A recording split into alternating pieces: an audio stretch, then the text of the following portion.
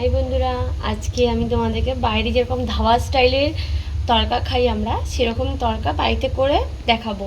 তার জন্য এখানে আমি দেখো মিক্স তড়কা ডাল যেটা পাওয়া যায়, এতে রাজমা, বড় চানা আর সব রকমের ডাল আছে।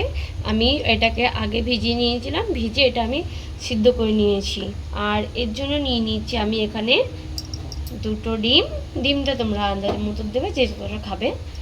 আর এখানে নিয়ে নিয়েছি ফার্স্টে এখানে নিয়ে নিয়েছি গোটা গরম মশলা, তার সাথে একটা তেজপাতা।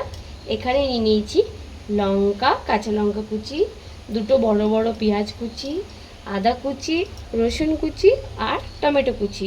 এবার আমি আর একটুখানি নুন দিয়েছি, এটাকে ভালো করে মিশিয়ে নেবো। আর না হলে ওরকম ডাইরেক্ট কড়াইতে দিলে কিছু কিছু জায়গায় নুন থাকবে, কিছু কিছু জায়গায় হবে না। ওর জন্য আমি এটাকে আগে থাকতে ফেটিয়ে নিচ্ছি ডিমটা, তাহলে নুনটা সব জায়গায় মিশে যাবে।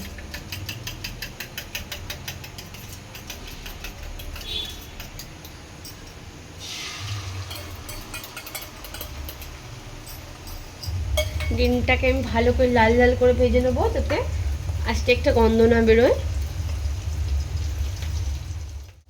ডিমটা যদি লাল লাল করে না ভাজি তাহলে কিন্তু একটা বাজে গন্ধ বেরোয়, মানে একটা আস্তে গন্ধ বেরোবে ডিম ভাজা।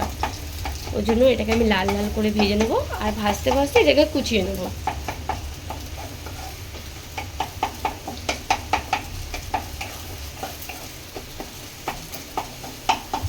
এটাকে একদম ছোট ছোট করে লাল লাল করে কিন্তু ভেজে নিয়েছি, আর এটা দিয়ে আস্তে গন্ধ বেরোচ্ছে না।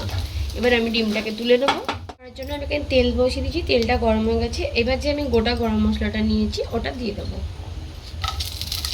গরম মশলাটা ভালো করে ভাজবো যতক্ষণ একটা সুন্দর সেন্ট না বেরোয়। ওই জন্য আমি কিন্তু লংগুলোকে ফাটিয়ে দিচ্ছি, যেহেতু লংগুলো কিন্তু খুব ফাটে, তার জন্য আমি লংগুলোর মুখটা খুলে বেরিয়ে গেছে। এবার আমি এতে সবার ফার্স্টে আগে দেবো রসুনটা, কেন রসুনটাকে ভালো করে ভাজতে হবে।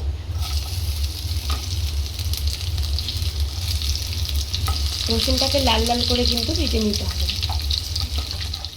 দেবো পেঁয়াজ কুচিটাকেও বেশ লাল লাল করে ভাজতে হবে। এবার আমি পেঁয়াজের সাথে আদা লঙ্কাগুলো দিয়ে দেবো। এখানে যে আমি আদা কুচিয়ে রেখেছিলাম, আদাটা দিয়ে দেবো।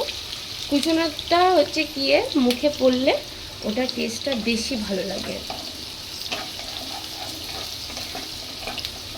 এখানে যে কাঁচা লঙ্কা কুচিয়ে রেখেছি, কাঁচা লঙ্কাটাও দিয়ে দেবো। আমি কাঁচা লঙ্কাটা এতটাই দিয়েছি যেহেতু আমি এতে একটুখানি গুঁড়ো লঙ্কাগুলো দেবো, তার জন্য। এবার আমি এই লঙ্কা আর এইগুলো পেঁয়াজগুলো ভালো করে ভেজে নেবো, তার জন্য আমি এখানে অল্প একটু নুন দিয়ে দেবো। যেহেতু ডিম ভাজাতেও নুন দেওয়া আছে, আর তড়কা ডালটা সিদ্ধ করেছি ওটাতেও নুন দেওয়া আছে। এবার আমি এটাকে ভালো করে সবগুলো ভেজে নেবো, তারপরে আমি টমেটোটা কুচিয়েছিলাম সেটা দিয়ে একটু ঢেকে দেবো। ঢেকে দিলে টমেটোটা পুরো গলে যাবে। লঙ্কা দিয়েছি, আর আমরা একটু ঝালটা কমই খাই, তার জন্য একটু ঝাল কম দেবো। এটা আমি অল্প একটু গুঁড়ো লঙ্কা দিয়ে দিলাম। এখানে দিয়ে দিলাম 1 চামচ জিরের গুঁড়ো, আর হিসাব মতো হলুদ। এবার আমি এটাকে দিয়ে ভালো করে কষিয়ে নেব।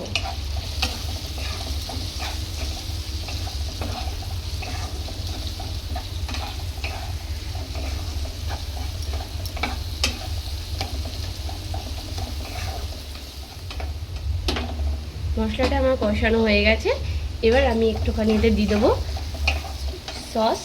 সসটা তোমাদের ইচ্ছে দিলেও দিতে পারো, না দিলেও হবে। আমার এটা ভালো লাগে তাই। আর সসটা দিলে বেশ টেস্টটাও আলাদা হয়, আর কালারটাও খুব সুন্দর হয়। সসটা দিয়ে আমি 2 মিনিটের মধ্যে নাড়াচাড়া দিয়ে নেবো। সসটা দেওয়ার সঙ্গে সঙ্গে কালারটা চেঞ্জ হয়ে যায়, আর মানে গন্ধটাও খুব সুন্দর লাগে। দেখো মশলাটা কষানো হয়ে গেছে, আর সসটা দেওয়ার পরে কিন্তু 1 মিনিটের পরেই কিন্তু তেলটা পুরো ছেড়ে দেয়। এবার আমি যে তড়কা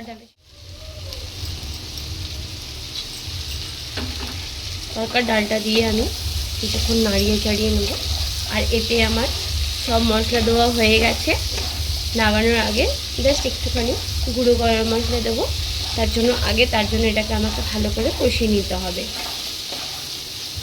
আর তড়কাতে কিন্তু সবসময় পেঁয়াজটা বেশি দেবে।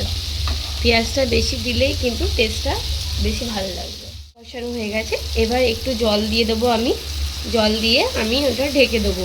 সব কিছু সিদ্ধ করাই আছে, তাও আর একটু ঢেকে দেবো পুরো, তাহলে সব মশলাগুলো একসাথে সব মিশে যাবে। এবার আমি এটাকে ঢেকে দেবো, ঢেকে দিয়ে 5 মিনিট পরে এটা আমি খুলবো। তারপরে আমি ডিমটা দেবো, এখন আমি ডিমটা দেবো না। দেখো তরকাটা আমার রেডি হয়ে গেছে, কিন্তু এটা আমি ডিম দেবো বলে, এবার যারা ডিম খায় না বা দেবে না, অনেকেই আষ্টমি লাগে দিয়ে, এটা কিন্তু তরকাটা কমপ্লিটই হয়ে গেছে, কিন্তু এবার ডিম দেবো বলে আর 2 মিনিট এটা ফোটাতে হবে।